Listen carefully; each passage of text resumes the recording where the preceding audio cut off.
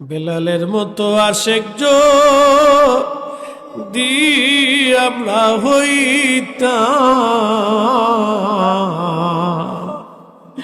এ দুনিয়ায় নবীর দেখা পাইতাম, এ দুনিয়ায় নবীর দেখা পাইতাম।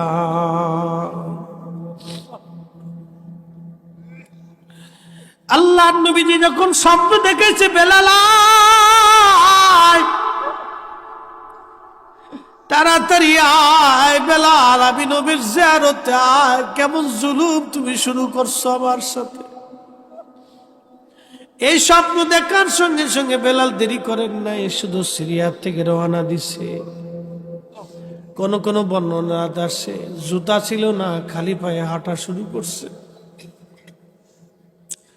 সোয়ারি ছিল না, হেঁটে হেঁটে সিরিয়ার দামেস্ক থেকে বেলাল আসছে।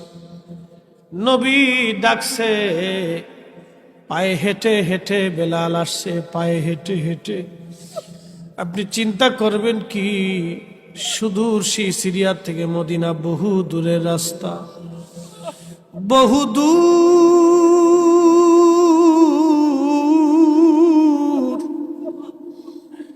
পায়ে হেঁটে হেঁটে নবীর পাগল মদিনাতে আসছে। রওজা শরীফের জালি মুবারকের মধ্যে মাথা ঠেকায় বেলাল কাঁদতেছে, কেঁদে কেঁদে হয়রান। হুজুর আসতে বলেছিলেন, এই গোলাম হাজির হয়ে গেছে। নবী গো আসতে বলেছিলেন, আমি আসছি, আমি আপনার জিয়ারতে আসছি। নবী গো আসছি। আহা, কলিজার ভিতরে কি দরদ ছিল নবীর প্রতি। হযরতে বেলাল রাদিয়াল্লাহু আনহু, হযরতে বেলালের জীবন ছিল বড় কষ্টের। কালেমার জন্য 1,24,000 বা 25,000 সাহাবীদের মধ্যে সবচাইতে যিনি বেশি কালেমার জন্য মার খেয়েছিলেন, রিমান্ড নিয়েছিলেন, তিনি বেলাল রাদিয়াল্লাহু আনহু। জীবনের একটা বিরাট অংশ বেলালের শুধু মার খেতে খেতে পার হয়ে গেছে। পিঠের চামড়া গোস্ত দিয়েছিলেন মাগার, ঈমান বেলাল দেয় নাই।